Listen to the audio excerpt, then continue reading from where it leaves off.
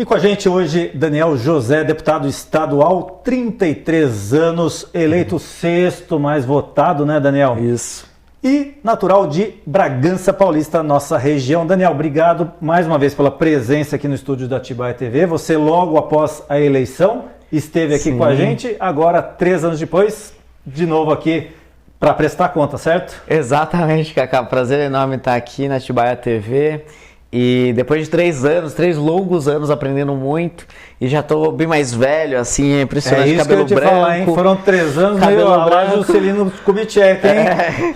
É um negócio impressionante, você chega com cara de 18, você sai com cara de 80. Eu diria que você está com cara aí de uns 35, vai? Sabe o que é engraçado? Que na campanha eu tinha 30 anos e aí eu sempre brincava, não, o pessoal acha que eu tenho 18 e tal. Agora já não dá mais fazer essa piada. O pessoal acha que eu tenho uns 28, 29, ou seja, em 3 anos eu envelheci uns 10, né? Certo. E aí até o final do mandato... Tá com crédito ainda. Até o final do mandato eu perco todos os créditos, porque daí eu vou ficar com a aparência da idade que eu tenho de fato, né? O que é dos 33. feito. Tá certo. Daniel, vamos direto ao assunto. O pessoal que assiste já vê, fala assim, putz, entrevista com um político, entrevista com um deputado, vai ser aquele saco, vai ser aquela coisa chata, vai ser aquela mesmice de sempre. E olha, nesse ponto eu já queria te falar, viu, Daniel? O seu assessor, o Ricardo, virou pra gente e falou, olha, vamos cutucar porque esse meio político é realmente complicado, e a gente precisa colocar alguns pingos nos is aí. Sim. Daniel, com relação a isso, a tua experiência, você entrou lá com 30 anos, com alguns planos, né, muito bem formado, com alguns planos que você acreditava que você poderia contribuir com o Estado de São Paulo. Passados 3 anos, qual a sua avaliação referente a isso? Eu acho que o grande objetivo que eu tenho de impactar positivamente a educação de São Paulo, né? Quem me acompanha sabe que meu trabalho é muito focado na educação, porque foi isso que mudou a minha vida, né? Eu sou mais novo de 11 irmãos, minha mãe era diarista, e eu só consegui fazer um monte de coisa legal, trabalhar em lugares excelentes, morar fora do Brasil, fazer mestrado nos Estados Unidos e tal, porque eu tive bolsa de estudos e porque eu estudei muito, minha mãe cobrou muito de mim, e foi a educação que fez eu chegar onde eu cheguei. Então, a minha missão na política é fazer com que a educação de São Paulo dê grandes saltos e se torne disparada melhor sistema educacional do Brasil.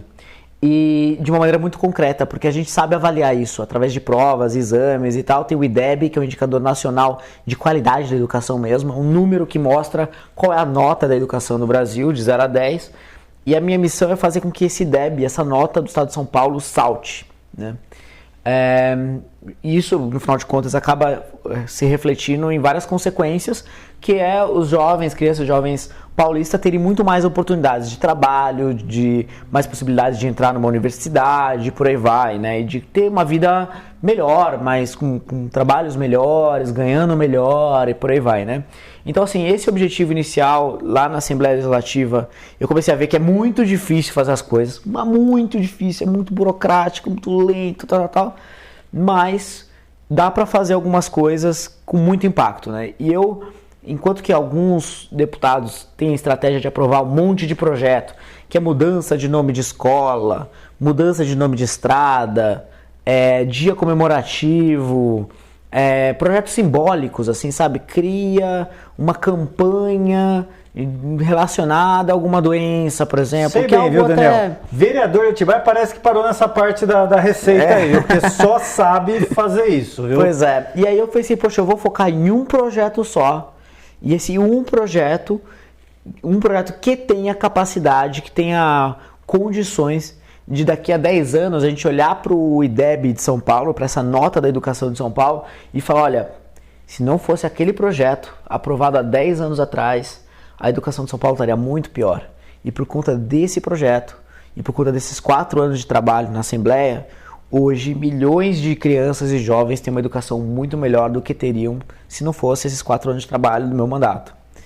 Esse é um indicador muito difícil mesmo, porque quem consegue mexer nas coisas de fato é o governo. O governo tem as secretarias de educação, tem a Secretaria da Fazenda, tem a Secretaria da Saúde e tal. Ele é que governa, né? Ele que faz as coisas acontecerem. E o Legislativo mais responde ao governo do que qualquer outra coisa. Mas mesmo assim eu estou conseguindo levar para frente um projeto que se chama ICMS Educacional. E ele é um projeto que faz com que todos os prefeitos do estado comecem a competir entre si para ver quem melhora mais a educação, e quem conseguir melhorar mais a educação recebe repasses maiores de ICMS, que é esse imposto estadual, que é o imposto mais importante que o estado arrecada, e uma parte dele já é repassada para os municípios, mas sem um critério de meritocracia. Então, esse projeto ele já foi implementado no Ceará, por exemplo, em 2007, e foi o responsável por uma grande mudança na educação do Ceará. Então, onde ele foi implementado, deu muito resultado. E se você for ver hoje, Ceará, Pernambuco, estados que têm uma condição socioeconômica muito pior do que São Paulo, têm notas tão boas quanto ou até maiores que São Paulo. Então, tem uma oportunidade grande de, implementando esse projeto, daqui a 10 anos, a gente vê São Paulo dar um salto e se destacar em relação aos outros estados. E é muito isso que eu estou buscando. É um trabalho árduo desde o começo de 2019, trabalhando para viabilizar esse projeto, junto com o Banco Mundial, com a Secretaria de Educação, Instituto Natura, vários institutos e fundações ligados à educação. Um trabalho muito, repetitivo e longo de apresentar para prefeitos, para deputados, para o pessoal do governo e tal.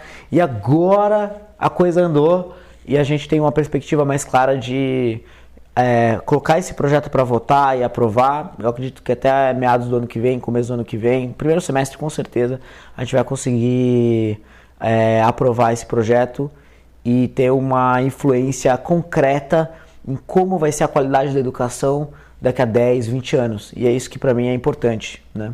Daniel, a gente está falando aqui num assunto macro, num assunto que muito se fala, né? Eu estou com 51 anos e posso dizer para você que provavelmente há 51 anos é esse mesmo discurso, né? Só vamos mudar o futuro do país através da educação. Sim. Isso se fala e você acredita então que de repente, passados 3, 4 anos, um único projeto, uma única lei, com essa consistência, transforma a vida das pessoas no futuro? Sim, poucas oportunidades a gente tem, em especial na educação, de ter um projeto sozinho com muito impacto.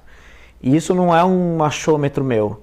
Isso é o que foi observado e pesquisado, né, de forma científica, onde ele foi implementado. Então, por exemplo, no Ceará, esse projeto foi implementado em 2007. E naquela época, das 100 melhores escolas públicas do Brasil, 2 eram do Ceará. Hoje, 82 são do Ceará, das 100 melhores. E alguns dos municípios com as maiores notas no IDEB no Brasil, e as maiores notas, inclusive, são no interior do Ceará. Um negócio que é inacreditável. Mas, porque teve lá atrás esse projeto que foi uma espécie de plataforma de lançamento para que todos os prefeitos... Porque assim, se você perguntar para um prefeito, fala assim, prefeito, o que você vai fazer para melhorar a educação? Porque é aquela coisa, todo mundo fala que a educação é importante, mas na hora mesmo, o que é uma boa educação? Nem todo mundo vai saber responder. A educação é onde as crianças aprendem e tal, mas o que é isso? Dá para medir, a gente mede através do IDEB, do IDESP, de avaliação externa. Então, hoje a gente já sabe quais estados são bons em educação, quais não são e por quê. E, se eu quiser melhorar a educação, que tipo de coisa eu tenho que fazer? Eu tenho que pintar a escola? Eu tenho que cobrir a quadra da escola? Não necessariamente. Se eu aumentar o período de férias de um professor, isso vai aumentar as notas dos alunos? Não. O que aumenta a nota dos alunos? Aí tem uma série de políticas públicas que são testadas e avaliadas, né, ao longo do tempo, que dão indícios claros do que está melhorando, do que tem potencial para melhorar e do que não tem. Então, e melhorar a educação é aumentar as notas dos alunos, a aprendizagem dos alunos de português, de matemática, de ciências e reduzir o abandono escolar. Então, assim, grosso modo, esse é o objetivo que a gente busca, né? Então, você aprender bastante bem português, não só é você aprender a ler, escrever e tudo mais, mas como alfabetização na idade certa e tudo mais. Então, o que esse projeto faz? Ele faz o prefeito se reorientar, falar, olha, se eu quiser me reeleger, eu preciso desse recurso do ICMS, porque ele corresponde a boa parte do investimento que eu tenho no meu município. Porque a maior parte dos orçamentos públicos no Brasil são engessados. Então, quem está no governo, o prefeito, o governador, o presidente, consegue mexer muito pouco do orçamento. A grande maioria já está ali e não dá para mexer. E o pouquinho que dá para mexer, uma boa parte, no caso dos municípios, é esse recurso do ICMS. Então, se o prefeito quiser se reeleger, ele vai ter que investir na cidade. E se ele quiser investir na cidade, ele vai ter que ter esse recurso do ICMS. E se ele quiser ter esse recurso do ICMS, ele vai ter que melhorar de fato a educação. Então não é aquela coisa de pintar a escola e tal. Vai ter que ser, olha, eu vou ter que fazer medidas que vão fazer os alunos da minha cidade aprenderem mais, abandonarem menos a escola. Então, a partir do momento que eles se orientam para resultado dessa forma, eles naturalmente vão buscando implementar as medidas que dão resultado, com o auxílio óbvio da Secretaria Estadual de Educação e, enfim, de todo o apoio que aqueles prefeitos conseguirem, mas o fato é que o trabalho dele vai estar buscando o que ele deveria de fato buscar, que é se os alunos estão de fato aprendendo, né? Perfeito. 3 anos se passaram, 3 anos na tua avaliação, de uma maneira bastante direta, valeu a pena até aqui? Eu acho que se eu conseguir aprovar esse projeto do ICMS educacional, valeu, porque eu tenho certeza que, não só por achômetro, como eu disse, mas por evidência científica, né, que daqui a 10 anos, daqui a 20 anos, os alunos de São Paulo vão abandonar menos as escolas e vão aprender muito mais do que estão aprendendo hoje por conta do meu trabalho na Assembleia. Então isso para mim já vai ser fantástico, né? E eu sei também que um fruto do meu trabalho não é só o impacto direto que eu vou conseguir na sociedade, porque o deputado tem muito menos poder do que a gente imagina, do que as pessoas imaginam, né? Aliás, muita coisa que tem muito político por aí que mostra, que faz coisa, muita coisa é fachada, tá? É muito engraçado, assim, porque eu falo, nossa, mas ele tá mostrando que tá fazendo, que tá lançando uma obra aqui do governo, mas eu fui na secretaria do governo, já tinha aquela obra planejada. O que o governo está fazendo é dando crédito político para aquele deputado, mas aquele projeto já ia acontecer de qualquer jeito. Tipo assim, o deputado tal fez uma emenda parlamentar onde o nosso município vai receber uma ambulância. Porém, aquela ambulância já vinha de qualquer jeito. Já vinha de qualquer jeito, ou então, muitas vezes, para ter aquele dinheiro de emenda para aquela ambulância, o que o deputado faz, né? Para o governo dar alguma emenda a mais, porque assim, hoje no Brasil, entrando nesse assunto de emendas, assim, aliás, até dar um passo atrás, o brasileiro tem muita dificuldade de entender o que é um bom trabalho de um político, de um deputado. E muitos até vão perguntar se político trabalha. Exatamente. Tem político que não trabalha muito, que eu sei, que eu vejo. Tem uns que eu raramente encontro por lá. Aparece nas fotos? Aparece numas fotos por aí, às vezes. Tem uns que não saem de casa nem para votar por projeto importante, é uma coisa maluca. Mas tem muitos deputados que trabalham muito, isso é verdade também. Tem muitos deputados que trabalham muito, né? Agora, o que é o resultado de um bom trabalho, né? E a maior parte dos brasileiros hoje não consegue identificar isso muito bem e acaba achando que é aquele deputado que traz muito dinheiro para a cidade. Como é que ele traz dinheiro para a cidade? Através de um negócio que se chama emenda parlamentar. O que é uma emenda parlamentar? É um pedacinho do orçamento do governo, que é o dinheiro que todo mundo paga de impostos. Então está todo mundo lá pagando impostos e aí forma o orçamento do governo do estado, todo o caixa lá do governo do estado. E aí uma partezinha, uma fatiazinha desse orçamento é destinada para que os deputados decidam para onde vai, né? E aí tem 2 tipos de emendas. Emendas obrigatórias, que a lei define, todo deputado tem que ter X% do orçamento para emenda parlamentar.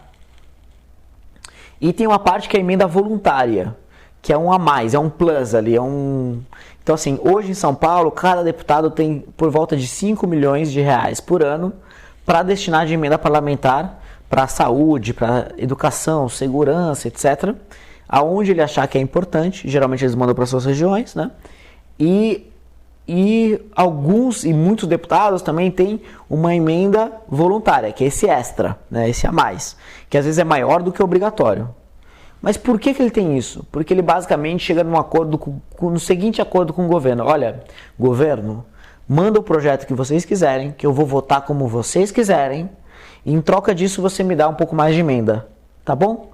Ou tá seja, okay. Toma fechado. Lá, dá cá. Toma lá, dá cá. Porque, por exemplo, se o governo vem com um projeto de aumentar impostos, como aconteceu no ano passado, o deputado sabe que aquilo é ruim para a população.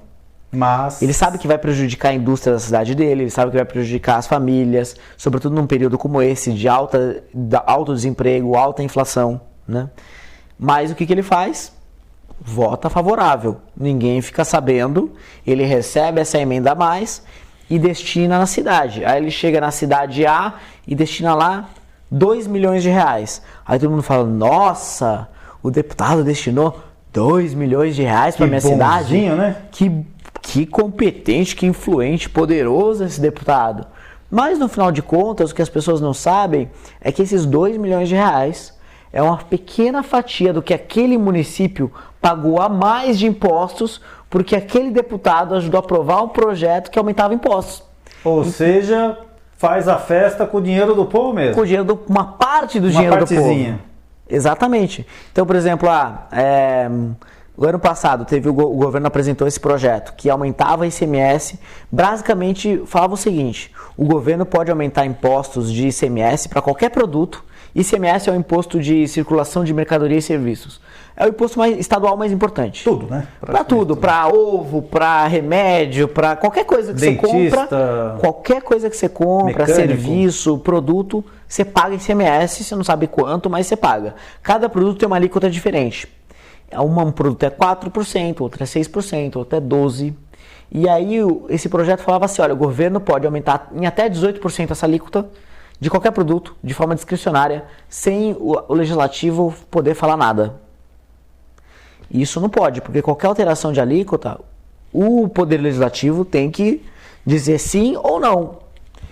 Só que eles conseguiram aprovar, com o apoio dessa base do governo, em troca de emenda parlamentar, um projeto como esse. E aí o que aconteceu? Teve deputado que ganhou 20 milhões, teve deputado que ganhou 15 milhões, para destinar para suas regiões. Então eles começaram a destinar emendas muito grandes. Só que as pessoas acham que esse político é influente, mas na verdade não. Esses 20 milhões que esse deputado ganhou para distribuir para a região, nada mais é do que uma parte de uma fatia muito maior de dinheiro que a população passou a pagar a mais de impostos por conta desse projeto que o sujeito aprovou.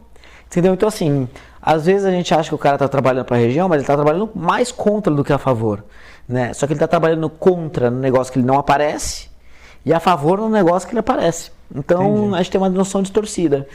E para mim isso não é resultado de trabalho, para mim é o quanto que eu consigo mexer em indicadores-chave da sociedade. E na minha área, na educação, é no IDEB. Então, quanto que eu estou conseguindo fazer de fato para melhorar a educação de São Paulo para valer, né? Ou seja, muito bem focado. Muito bem focado. Daniel, você comentou aí da questão das emendas parlamentares e a gente muito se ouve, né, essa questão, eu consegui tanto de verba ou alguma coisa específica para a cidade. No teu caso, suas emendas parlamentares, como que você atua desde o início do seu mandato? É desta maneira também? Como que explica um pouquinho para a gente? Muitos deputados, inclusive, destinam a emenda para o município, negociando com o prefeito. Olha só, eu vou trazer aqui, sei lá, 5 milhões. Você vai me trazer X mil votos. E é assim que é feito, né? Não é a maneira como eu acredito que é a correta, porque isso é dinheiro público. É dinheiro que todo mundo pagou impostos. O político não tem o direito de usar aquilo como uma forma de ganho político, porque não é o dinheiro dele. Não é o dinheiro dele, mesmo se fosse, né? Ele não pode usar a máquina pública, né, o poder público dessa forma. Do meu ponto de vista, não é ético. E aí, qual que é a maneira? Porque, como eu disse, né, tem uma emenda que é obrigatória, que são 5 milhões por ano, que eu tenho que destinar para algum lugar. E se eu não fizer isso, pode ser improbidade administrativa, eu posso ser penalizado por não fazer. Então, dado o que eu tenho que fazer, como é que eu decidi? Eu abri um edital público de projetos e recebi centenas de projetos todo ano do estado inteiro, e os projetos com maior avaliação de impacto na saúde e na educação recebiam essas emendas. Hoje eu já mandei emenda para mais de 80 cidades ao redor do estado, para mais de 150 escolas, para mais de 20 hospitais diferentes, sempre com avaliação técnica.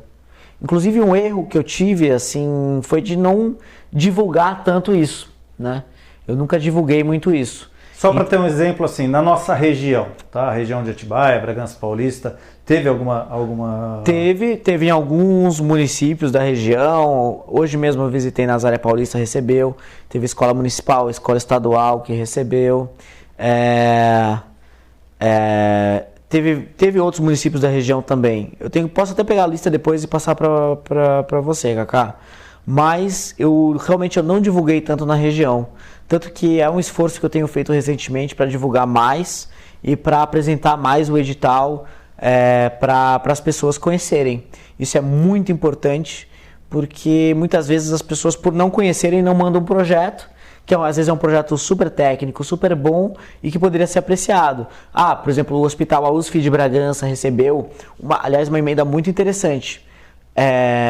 Placas fotovoltaicas, né, placas de energia solar para o hospital. Porque a terceira maior linha de custo de um hospital, a primeira é pessoal, é salários e tal, né? A segunda é remédios, equipamentos, etc. E a terceira é energia elétrica, né? Porque o hospital tem que estar rodando 24 horas por dia e tal, e gasta muita energia. Então, a ideia nossa foi, a gente recebeu esse projeto que foi muito interessante, que eles propunham a compra dessas placas de energia solar para reduzir os custos de eletricidade e conseguir atender mais pessoas. E muitos hospitais ao redor do estado reclamam que a conta não fecha. Então, dessa forma, a gente contribui com um investimento que ajuda a reduzir os custos do hospital e que ele se torne mais sustentável também, né? Então, ele passa a ter uma segurança financeira maior, o que é muito importante se a gente quer que esse hospital esteja presente trabalhando no futuro também, né? Isso, então, o Hospital Universitário de São Francisco isso, em Bragança Paulista. Exatamente. Isso é uma que eu lembrei agora. A gente mandou também para outras escolas, 2 escolas estaduais em Bragança. Eu tenho que puxar agora todas as cidades da região, mas a gente mandou para outras cidades também. Que a gente manda de uma forma para vários projetos, né? Porque a gente recebeu de fato centenas de projetos no nosso edital e também uma parte das nossas emendas a gente manda para as melhores escolas do estado. Isso é uma coisa que eu fiz questão de fazer, que às vezes as escolas nem sabiam, mas elas passaram a receber porque elas fazem um bom trabalho. Ou então, seja, independente se naquela cidade você teve voto ou não, nem você contempla a atitude, a ação que foi feita. Várias delas o pessoal pergunta, mas quantos votos você teve aqui? Eu não sei. Não é o que importa. Mas não é o que importa. Até porque você é deputado de todo o estado e de todas as pessoas tendo votado em você ou não. Aliás, essa visão bairrista, assim, paroquial, vamos dizer assim, né, muito local, é algo negativo no Brasil. Porque da mesma forma como eu cobro de um deputado que ele entregue dinheiro, traga dinheiro para a minha região e não cobre que ele resolva os problemas estruturais que existem no Estado e no governo federal, é um reflexo de um problema que atrasa muito o Brasil, ou seja, quem se organiza e consegue demandar coisas muito específicas, seja para uma região específica, para uma causa específica, para um setor específico, e extrai algo, geralmente tem um custo. E esse custo é pago de uma forma difusa por toda a sociedade. Então, por exemplo, todo mundo deveria ir para o aeroporto de Congonhas ou para o aeroporto de Guarulhos, terça-feira de manhã, e acompanhar todo mundo que embarca nos voos para Brasília. Você vai ver que é todo mundo de terno e com um PIN, né, distintivozinho ali de alguma associação de classe. O setor da indústria, alguma coisa assim, uma associação, um sindicato e por aí vai. E eles vão lá para Brasília para demandar coisas específicas, conseguem aquilo e aquilo gera um custo e quem paga é a população inteira. Então eu até brinco que pobre não faz lobby. E quem faz lobby leva.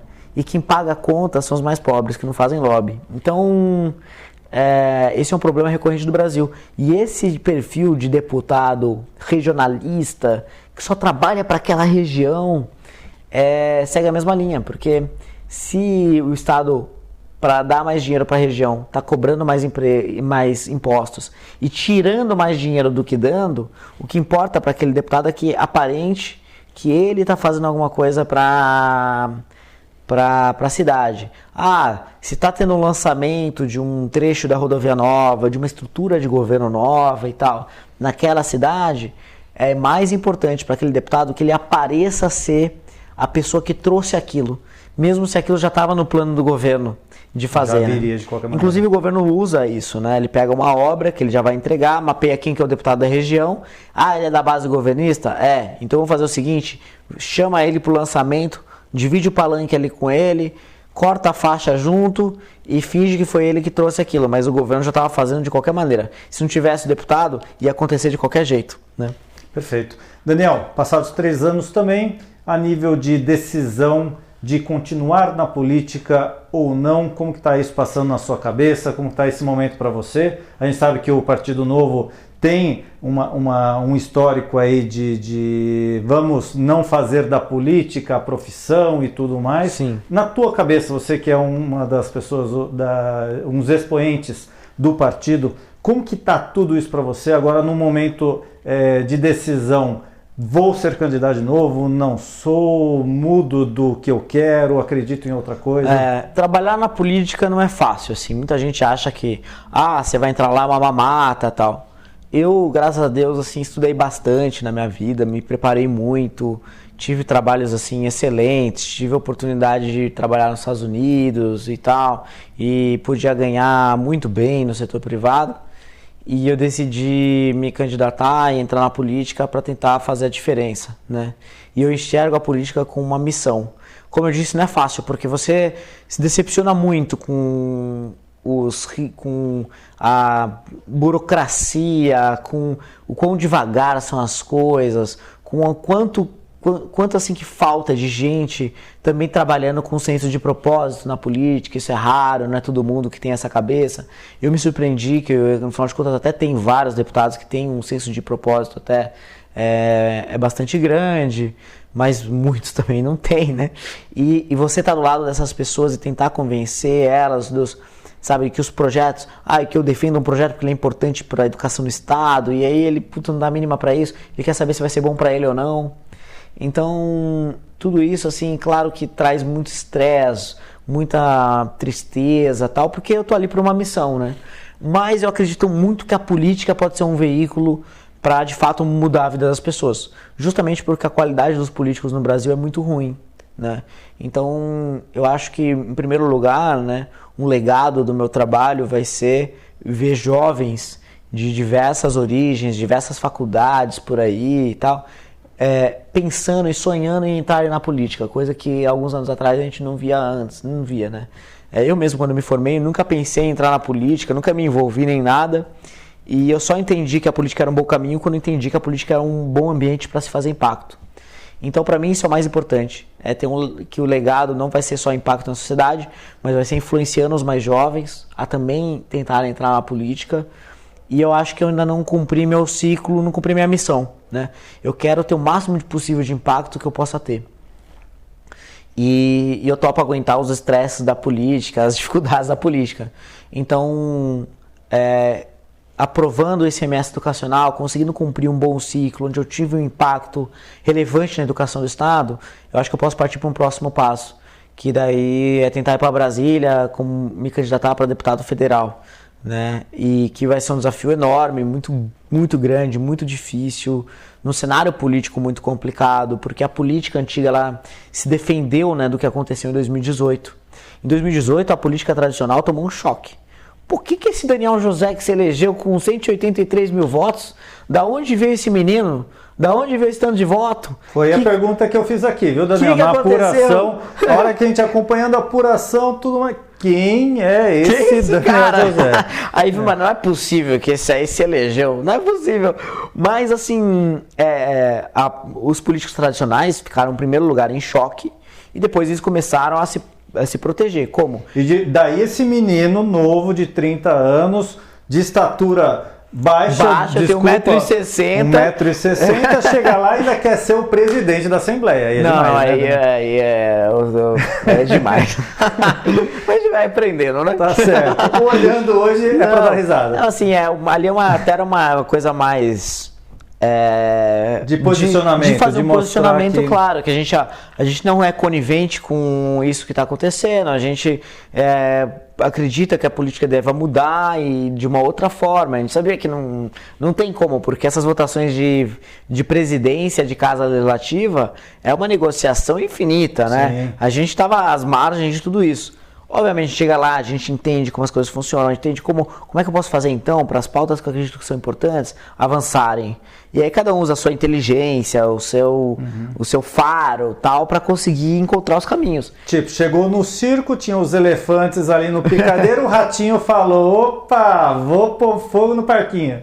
Então, aí tem que encontrar o caminho para fazer a diferença. E dá para encontrar, porque é engraçado que, por mais que eu seja novo na política e tudo, tem muita gente que não se dedicou tanto para se preparar de uma maneira formal, se estudar mesmo os temas, ver o que é importante para o Estado. E muitas vezes não consegue aproveitar todas as oportunidades que tem de fazer a diferença ali, né? Então teve muitas coisas que a gente fez que foram alterações pontuais em leis, por exemplo, do governo, que já iam ser aprovadas, a gente conseguiu mudar aqui e ali vários pontos que melhoraram muito, né? Então, muitas mudanças que a gente conseguiu são imperceptíveis. Outra coisa que é interessante é que é a mudança de cultura, porque eu sou, por exemplo, o deputado mais econômico da história de São Paulo. Então, eu tenho uma equipe enxuta, uma equipe técnica muito boa. Tem, por exemplo, aqui de Atibaia, o Ricardo Nicotra, que é um advogado super preparado, trabalhou nos Estados Unidos, no BID, no Banco Interamericano de Desenvolvimento. Anda me contando por aí que é para guardar esse nome, hein? É para guardar esse nome. Pô, é um cara que se formou em Direito, em Ciência da Computação na USP, que fez mestrado no Canadá, que trabalhou lá em Washington, nos Estados Unidos, no Banco Interamericano de Desenvolvimento, trabalhou em várias instituições francesas, um cara super formado, que é daqui de Atibaia e que hoje trabalha comigo, que veio por processo seletivo. Então ele mandou o currículo, a gente entrevistou. Mandou o currículo. Ele nem ajudou na minha campanha, eu nem conhecia ele. E que no final de contas, tá trabalhando comigo, a gente, tá super bem, ele é muito bom. Então, um cara como esse tem que se envolver de alguma maneira, inclusive na política aqui em Atibaia. Essa é a minha opinião. Opa. Ele eu não sei o que pensa, mas é a minha opinião. Eu acredito que todo mundo preparado, bom, que tem um senso de serviço, tem que se envolver com a política. Tem que buscar em algum momento se candidatar, mesmo sendo difícil e tal. E de vez em quando tem nomes bons que aparecem. Aparece inclusive aqui em Atibaia, né? Eu gosto muito do Daniel, da Ana Paula. Martini, Ana Paula Bethalter. Vamos por sobrenome aqui, Daniel. Porque tem mais Ana Paula, né? Tá perigosa essa conversa, viu? A gente fala só Ana Paula, a gente pode estar sendo extremamente injusto com uma que realmente é vereadora. Isso, Bethalter, que é vereadora, né? Que desenvolve um trabalho como vereadora. Sim, né? Muito bom, ela é excelente. Bom. Então, assim, tem nomes assim bons que a gente precisa conhecer mais e empurrar mais, porque os políticos tradicionais usam de uma estrutura de máquina e tal para reeleger quem eles quiserem, entendeu? E usam a população como massa de manobra mesmo para que os projetos deles se perpetuem. E não é isso que a gente quer. A gente quer que as cidades melhorem, que o estado de São Paulo melhore, que o Brasil melhore. Então, para isso, a gente precisa de pessoas que tenham, de fato, em primeiro lugar, um sentimento de serviço grande, que está ali para servir as pessoas, servir a sociedade, não se servir, né, daquele cargo que ocupam. Em segundo lugar, pessoas que sejam honestas, né, que são transparentes, aliás, isso é em primeiro lugar, no final de contas.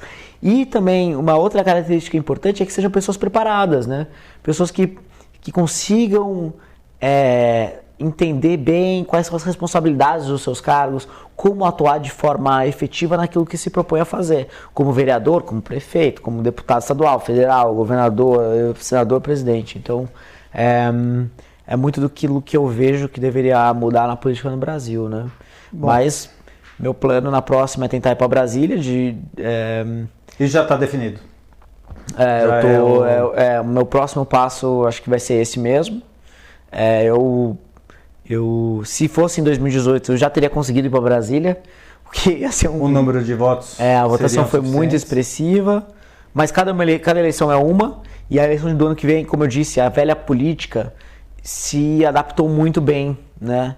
A política tradicional, né? Que eu nem gosto de falar de velha política, nova política, porque também teve muita gente que entrou agora que é mais velho que muita... Que a maquiagem tá batendo Nossa senhora, que só grita, que só briga e que não propõe nada de bom mesmo, né? E tem muita gente que já tava lá e que tá lá e que de fato trabalha bem, né? Então, assim, tem um pouco de cada cenário.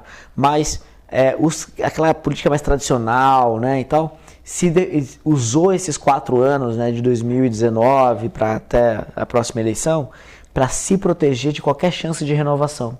Então, a minha próxima participação numa eleição vai ser muito difícil. Eu vou precisar de muita ajuda, obviamente, né? Porque a gente faz as coisas do jeito certo. Tá e quando você faz as coisas do jeito certo, nossa, o caminho é muito mais longo, né? Sei bem o que é isso. Estamos nessa luta também. Daniel, para as pessoas que queiram conhecer, porque eu acho que esse é o principal segredo, não é só numa entrevista que dura 20, 30 minutos, Sim. E inclusive que as pessoas, no geral, infelizmente, não se interessam, não ficam acompanhando até o fim, tá? Mas as pessoas que queiram conhecer realmente, de fato, qual é o trabalho do Daniel ao longo desses 4 anos, quais são as propostas, quais são os objetivos do Daniel para esse país, para esse estado melhorar cada vez mais, como que elas fazem, como que elas descobrem isso? Então, eu faço um trabalho muito sólido de mídias sociais, né? Eu acho que hoje a gente tem uma ferramenta para chegar até as pessoas de uma forma direta, sem um intermediário. Não precisa do jornal da cidade, da rádio da cidade, que geralmente é de alguém e tal, aquela coisa. E eu vou direto até as pessoas através de mídias sociais, inclusive explicando o que está acontecendo, né? Tem muita votação que às vezes é polêmica ou que é tecnicamente complicada e que eu vou lá e eu explico como funciona, o que está acontecendo, quem que está fazendo um bom trabalho, quem não está. E aí é pelas mídias sociais, seja por Facebook, Instagram é a principal mídia que eu uso hoje, então quem quiser pesquisar é @DanielJoséBR, né? DanielJoséBR. E é facinho de encontrar, é só seguir lá, acompanhar. Inclusive a gente recebe muitas sugestões de projetos, de problemas que estão acontecendo e muitos dos requerimentos que a gente já fez para secretarias e de fiscalizações que a gente já fez para o governo, para fiscalizar o governo, né, vieram de denúncias e de mensagens que a gente recebeu no Instagram, entendeu? Então isso é muito legal. E é importante as pessoas acompanharem porque, de fato, a política não é algo simples de se entender. E a gente não aprende isso na escola, infelizmente. Uma das bandeiras que eu tenho, inclusive, é que a gente tenha pelo menos 3 coisas muito importantes no nosso currículo escolar no futuro. Educação financeira, né? Finanças pessoais. Todo mundo tem que lidar com dinheiro, então é fundamental que todo mundo saiba lidar com dinheiro, economizar, saber investir, por aí vai. Noções de cidadania. Como é que funciona nosso sistema político? O que é a responsabilidade de um deputado, de um prefeito, de um governador? Né? Qual é a diferença que eles fazem? Como que a gente toma decisões na sociedade? O que tem tanto, assim, de maneiras gerais, na nossa Constituição? E por aí vai. E por último, habilidades socioemocionais, que são fundamentais para o mercado de trabalho hoje. Então você saber trabalhar em grupo, você saber lidar com frustração, você aprender habilidades de comunicação, isso tudo é muito importante para as pessoas, para os jovens, né, independentemente de qual carreira forem seguir, se prepararem para o futuro, e é isso, para isso que a educação serve, né? Então, quem quiser acompanhar mais nosso trabalho é pelas mídias sociais, em especial Instagram, DanielJoséBR. Muito bom. Daniel, obrigado pela sua presença. Valeu, obrigado. Mais uma vez. Você cumpriu, né? Lá no início, quando você foi eleito, você esteve aqui, falou que estaria de volta antes do encerramento do seu mandato, para a gente poder conversar, para a gente poder entender um pouquinho como que foi essa experiência, o que você conseguiu, o que você não conseguiu, quais dificuldades teve. Eu acho que isso ficou bastante claro na nossa conversa. A gente espera que tenham mais Daniéis, né? A gente teve recentemente aqui o Daniel Dias, também aqui no estúdio, né? Também legal, um exemplo. Excelente, né? Putz, um cara fantástico, né? Um cara formidável. Discordamos um pouquinho da forma, da decisão que ele tomou agora recentemente, de entrar na política e tudo mais, mas é claro, ele tem a sua própria decisão. A gente espera que tenha sucesso na decisão, tá? Mas de qualquer forma, então, DanielJosé.br. DanielJoséBR. Direto, Daniel no Instagram é tudo direto, @DanielJoséBR. Tá, João. Então, quem quiser conhecer um pouquinho mais, essa fera aqui tá com a gente novamente. Então, obrigado, Daniel. Obrigado ao Ricardo Nicotra. Valeu. A tua assessoria, que sempre esteve presente, tem feito um trabalho fantástico aqui em Atibaia, viu, Daniel? Não sei se você tem tempo de acompanhar, acompanho. Mas tem conseguido pontuar alguns assuntos de extrema relevância. Dar transparência, mostrar o que tem sido feito que é correto, o que não é correto, que é o mais importante, porque muitas vezes as pessoas estão trabalhando e não têm condições de acompanhar o que os líderes políticos estão fazendo. Exato. E mais vezes, menos vezes, sempre aparece alguma coisa ali estranha.